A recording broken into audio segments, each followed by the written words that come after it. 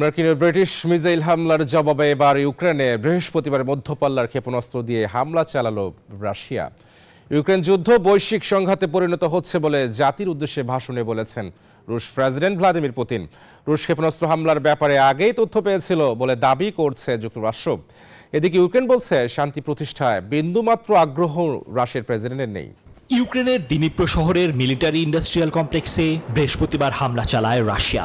এদিন জাতির উদ্দেশ্যে হঠাৎ করেই ভাষণ দেন রুশ প্রেসিডেন্ট ভ্লাদিমির পুতিন। জানান, ইউক্রেনে ছোড়া মিসাইলটি ছিল হাইপারসনিক সংস্করণ, অর্থাৎ এটি শব্দের চেয়েও অনেক দ্রুত গতিতে ছুটতে পারে। পশ্চিমাদের দেন সতর্কবার্তা। হামলার মাধ্যমে রাশিয়ার সর্বাধুনিক মধ্যবর্তী পাল্লার ক্ষেপণাস্ত্র ব্যবস্থার পরীক্ষাও সফলভাবে সম্পন্ন হলো। যেসব দেশ ইউক্রেনকে রাশিয়ার গভীরে তাদের অস্ত্র হামলা চালানোর অনুমতি দিয়েছে, সেসব দেশও মস্কো এই ক্ষেপণাস্ত্র ছুঁড়তে সক্ষম। এদিকে পুতিনের শান্তি প্রতিষ্ঠার কোনো আগ্রহই নেই বলে এক্সে এক পোস্টে অভিযোগ তুললেন ইউক্রেনের প্রেসিডেন্ট ভলোদিমির জেলেনস্কি।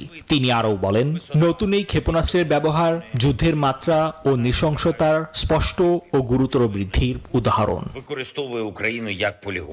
এরই মধ্যে বৃহস্পতিবার পেন্টাগন দাবি করল, রাশিয়ার এই হামলার ব্যাপারে আগেই তথ্য পেয়েছিল যুক্তরাষ্ট্র। এর আগে সার্বিয়ার প্রেসিডেন্ট আলেকজান্ডার ভুসিক মন্তব্য করেছিলেন, রাশিয়ার নিরাপত্তা ও সামরিক বাহিনী যদি হুমকির মুখে পড়ে, তখন অন্য কোনো বিকল্প না থাকলে পারমাণবিক অস্ত্র ব্যবহার করতে দ্বিধা করবেন না পুতিন। নিবির আমিন, নিউজ 24।